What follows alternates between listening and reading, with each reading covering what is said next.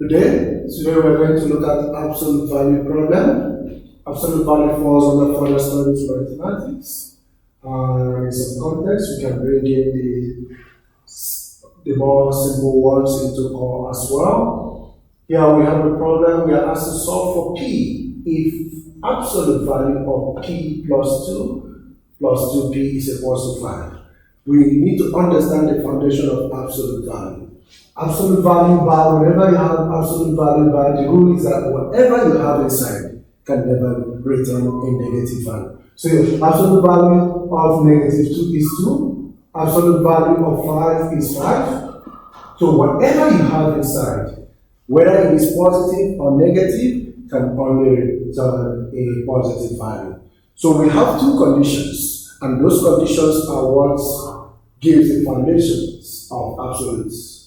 They give the foundation of everything we do under absolute value. The first condition is that whatever you have in the absolute bar will be a positive.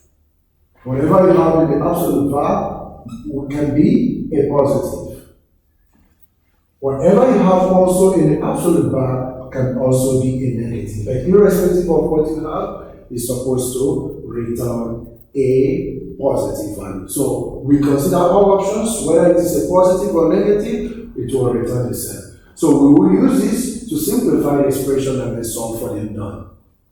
Now the first thing, we have p plus 2. So p plus 2 can either be a positive or p plus 2 can be a negative value. If it is a positive value, let's get the expression that we solve. Then it is p plus 2, which is a positive, plus 2p equals to 5. Then if we solve p plus 2p is 3p, and then 5 minus 2 if we collect like terms is 3, then in this case, p is equals to 1. In this case, p is equals to 1. What do we do? Let's check for critical values. We check if this value is going to be valid for this. If we have p as 1, and 1 plus 2 is 3, plus 2 times 1 is equivalent to what we have on the right hand side. Absolute value of 3 is 3, plus 2, that is 5. So p equals to 1 is valid.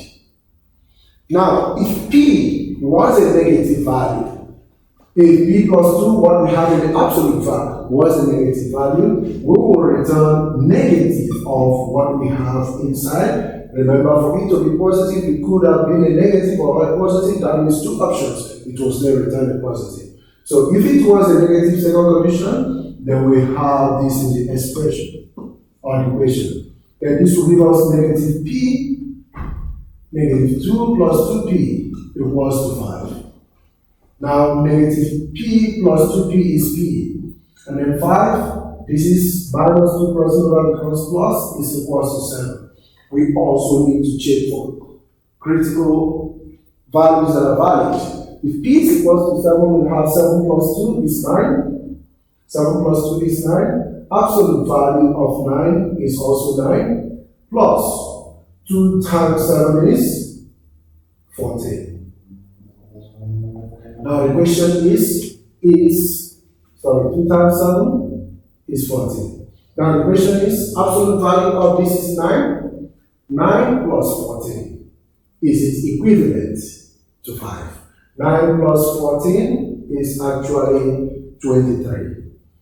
So, what they are telling us is that the value inside here couldn't have been a negative, because for this, it would not be valid. For this, we can say that this is not valid, because p cannot be 7 and still satisfy these conditions.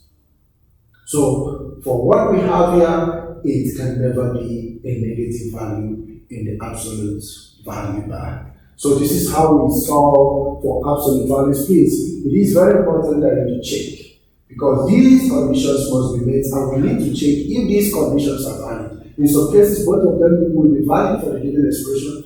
In other cases, they may not. This is how we approach absolute values. If you have any question, please shoot, share, and comment. I will see you. Have a good day.